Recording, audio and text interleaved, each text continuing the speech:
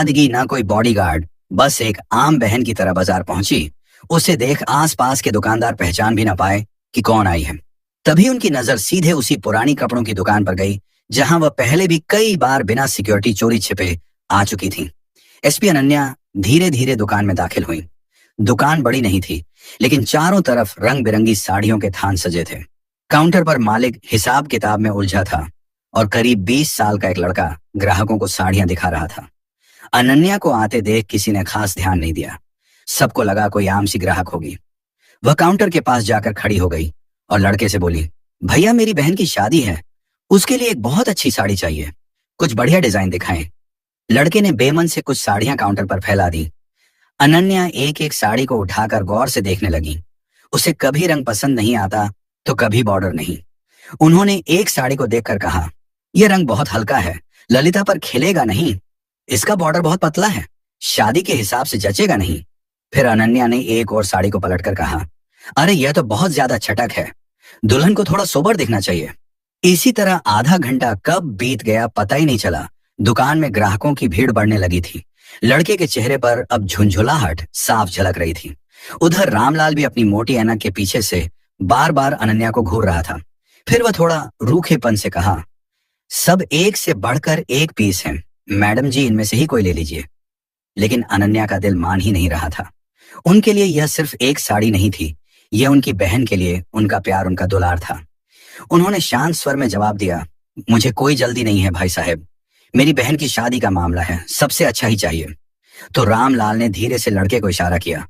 लड़का बड़बड़ाता हुआ तहखाने की ओर गया और कुछ ही देर में नए बंडल उठाकर ले आया और काउंटर पर रख दिया। अब काउंटर साड़ियों से भर चुका था। अनन्या एक एक साड़ी खुलवाकर देख रही थी और रामलाल का पारा चढ़ता जा रहा था। लड़का धीरे से अपने मालिक के कान में फुसफुसाया, आधे घंटे से दिमाग खराब कर रखा है, एक साड़ी तो पसंद आ नहीं रही। अनन्या ने उसकी बात सुन ली। एक पल को उन्हें बुरा लगा। वह चाहे तो 1 मिनट में इस दुकान पर ताला लगवा सकती थी, लेकिन आज वह अपनी पावर का इस्तेमाल नहीं करना चाहती थी। उन्होंने लड़के की बात को अनसुना कर दिया और फिर लगभग 1 घंटे की माथापेची के बाद उनकी नजर उस पर पड़ी, एक गहरे मरून रंग की साड़ी जिस पर सोने के धागों से चौड़ा बॉर्डर बना था और पूरी साड़ी पर महीन कढ़ाई का काम था। वह साड़ी जैसे ललिता के लिए ही बनी थी।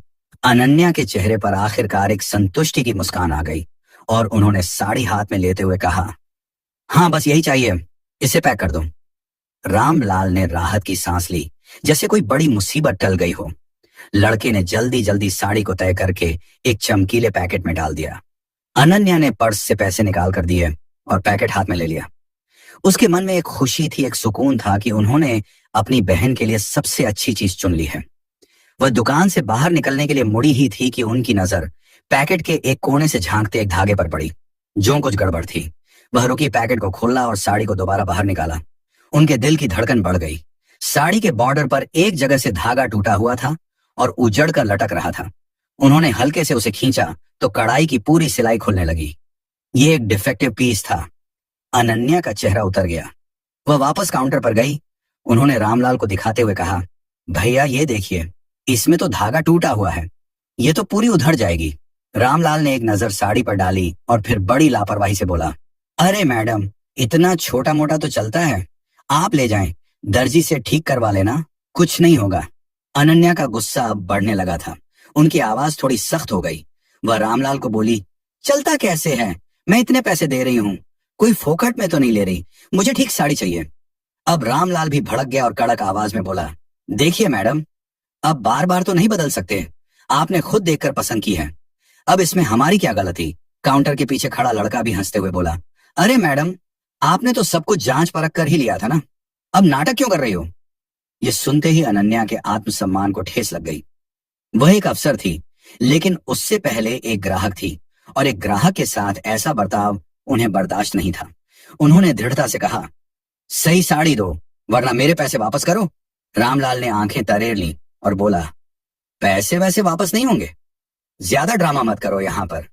अब तक दुकान में खड़े बाकी ग्राहक भी तमाशा देखने लगे थे। कानाफूसी शुरू हो गई थी। दुकान के अंदर का माहौल गर्म हो चुका था।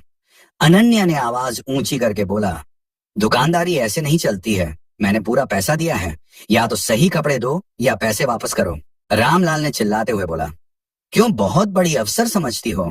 क्या खुद को तुम्हारे जैसे लोग रोज आते हैं? चलो भागो यहां से। यह सुनते ही अनन्या ने गुस्से में साड़ी का पैकेट काउंटर पर पटक दिया। भीड़ अब और बढ़ गई थी। लड़के ने पीछे से एक और तीर छोड़ा। अब शुरू हो गया इनका ड्रामा। अनन्या ने उसे घूर कर देखा। उनकी आंखों में वह सख्ती थी जो बड़े बड़े अपराधियों को भी चुप करा देती थी, लेकिन यहाँ कोई उन्हें पहचानने वाला नहीं था। रामलाल ने गुस्से में अपनी जेब से मोबाइल निकाला और चिल्लाते हुए बोला, ज्यादा हंगामा मत करो, वरना मैं अभी पुलिस को फोन करता हूँ। वह बताएगी तुम्हें कि धौंस कैसे जमाते हैं। अनन्या के चेहरे पर एक व्यंग्यात्मक मुस्कान आई। हाँ कर लो, बुला लो पुलिस को, हम भी तो देखें तुम्हारी पुलिस क्या करती है। रामलाल को लगा कि वह डर नहीं रही है। उसने तुरंत थाने का नंबर मिलाया और स्पीकर पर डाल दिया। हेलो थानेदार साहब, गुप्ता साड़ी भंडार से बोल रहा हूँ। यहाँ एक औरत बिना वजह झगड़ा कर रही है, दुकान में हंगामा मचा रखा है, जल्दी किसी को भेजिए। फोन करते ही भीड़ में फुसफुसाहट और तेज हो गई। अरे इसने तो पुलिस ही बुला ली। अनन्या ने कुछ नहीं कहा। उन्होंने पास पड़ी एक पुरानी लोहे की कुर्सी उठाई और दुकान के गेट पर जाकर बैठ गई। उन्होंने आसमान की तरफ देखा और एक पल के लिए उन्हें ललिता का चेहरा याद आया, उसकी शादी का सपना याद आया। लेकिन अब यह सिर्फ एक साड़ी की बात नहीं थी, यह उनके आत्मसम्मान की लड़ाई बन चुकी थी। वह पीछे नहीं हट सकती थी। वह उस कुर्सी पर शांति से बैठी थी, जैसे किसी तूफान के आने का इंतजार कर रही हो। मन में एक भरोसा था। उन्होंने खुद से कहा, कोई बात नहीं, पुलिस आएगी, मुझे पहचान लेगी और यह सारा तमाशा 1 मिनट में खत्म हो जाएगा। आखिर वह इसी जिले की एसपी अनन्या थी। हर थानेदार, हर दरोगा उन्हें पहचानता था। पूरा पुलिस डिपार्टमेंट उन्हें सलाम करता था। लेकिन शायद किस्मत को आज उनकी परीक्षा लेनी थी। 10 मिनट बाद पुलिस की एक पुरानी जीप धूल उड़ाती हुई दुकान के सामने आकर रुकी। जीप से एक दरोगा विक्रम सिंह और 2 सिपाही नीचे उतरे। दरोगा विक्रम सिंह की तोंद बाहर निकली हुई थी और चेहरे पर एक अजीब सी अकड़ थी। भीड़ उन्हें देखकर किनारे हो गई। रामलाल दौड़कर दरोगा विक्रम सिंह के पास गया। उसने अनन्या की तरफ इशारा करते हुए कहा, साहब यही है, वह औरत बिना बात के झगड़ा कर रही है, हमारी दुकान का माहौल खराब कर रही है। दरोगा विक्रम सिंह ने बिना कोई सवाल पूछे अनन्या को ऊपर से नीचे तक घृणा भरी नजरों से देखा। अनन्या अभी भी कुर्सी पर बैठी थी। उनके चेहरे पर थकान थी, लेकिन आंखों में एक उम्मीद भी थी कि अब सब ठीक हो जाएगा।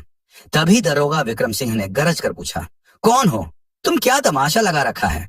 यहां अनन्या ने शांत होकर जवाब दिया, तमीज से बात करो। फिर उन्होंने कहा, मैं अनन्या सिंह हूं। दरोगा विक्रम सिंह अकड़ते हुए बोला, अनन्या सिंह हो तो क्या हुआ, किसी रानी के खानदान से हो क्या? दरोगा विक्रम सिंह ने बीच में ही उनकी बात काट दी, क्या तुम्हें दुकान में हंगामा करने का लाइसेंस मिल गया है क्या? अनन्या ने एक गहरी सांस ली, शायद तुम्हें पता नहीं है कि तुम किससे बात कर रहे हो।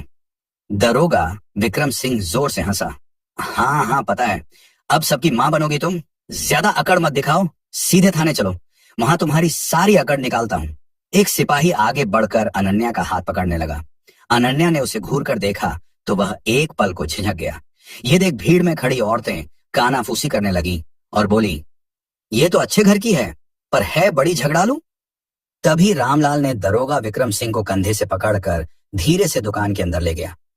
काउंटर के पीछे ले जाकर उसने अपनी पैंट की जेब से कुछ नोट निकाले और दरोगा विक्रम सिंह की जेब में खिसका दिए।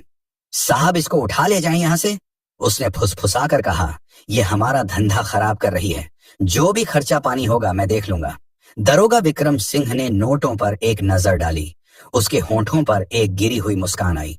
रिश्वत की गर्मी ने उसकी अकड़ को और बढ़ा दिया। वह भीड़ की तरफ देखते हुए बाहर निकला। अनन्या अब भी उसी कुर्सी पर बैठी थी। वह सोच रही थी, अब तक तो इसने मुझे पहचान लिया होगा, अब यह नाटक खत्म होगा